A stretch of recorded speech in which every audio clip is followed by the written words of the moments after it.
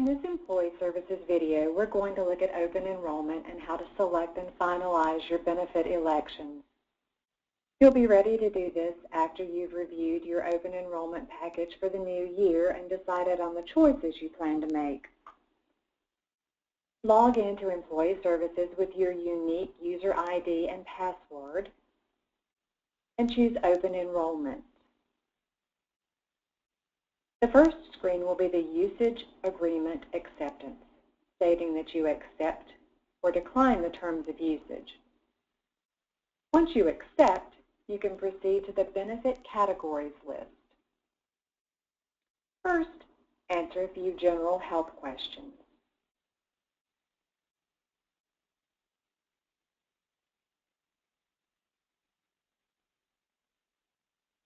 Then go back to Open Enrollment.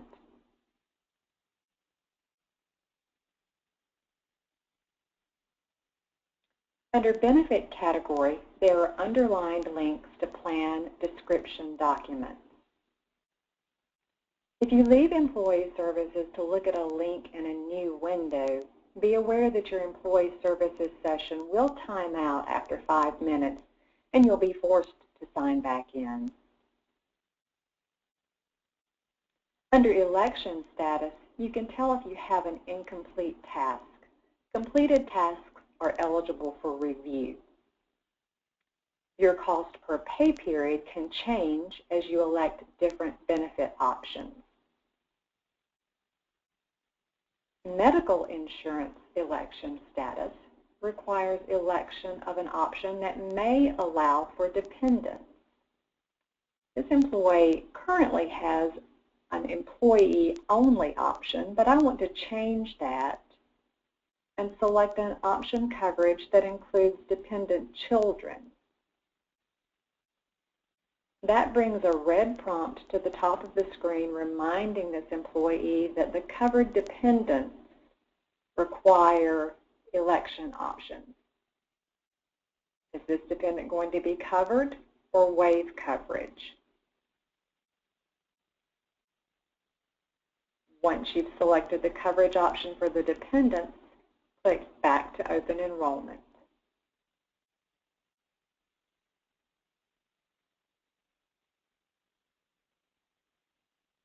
Life insurance election options require the selection of at least one beneficiary.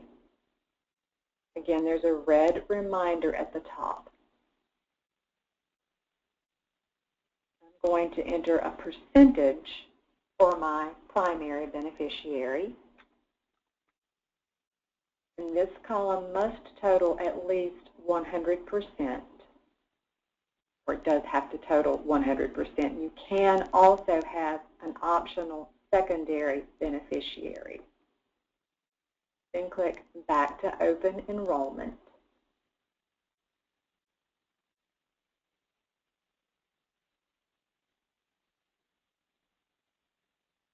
You can choose to keep the same benefit with no change. That'll just leave you the same benefits you're currently enrolled in. Or you can waive a benefit if you don't want to participate at all. Flex spending benefits require the entry of a dollar amount.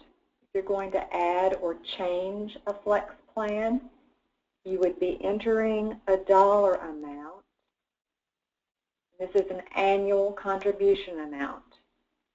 At the top in blue, you're reminded of the maximum annual contribution for a flex spending account.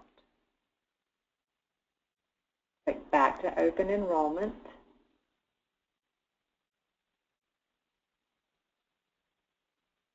Voluntary life elections require the selection of a coverage amount if you're adding or changing this benefit, as well as the beneficiary selection.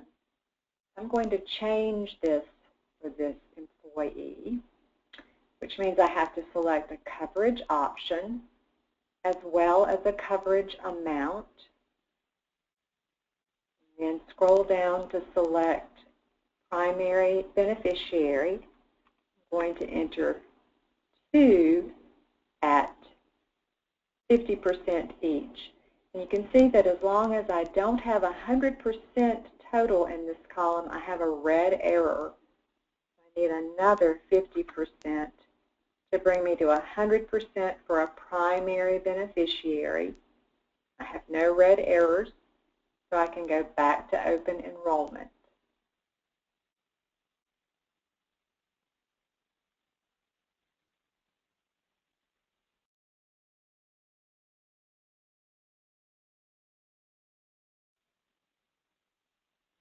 When all election status settings are review and nothing else says incomplete, then all of your election status options are completed. You can then print my elections to get a list of everything that you've selected. And once you're satisfied with that list, you can click Finalize My Elections to submit your selections to HR and Payroll. And that concludes our look at open enrollment and how to select and finalize your benefit elections.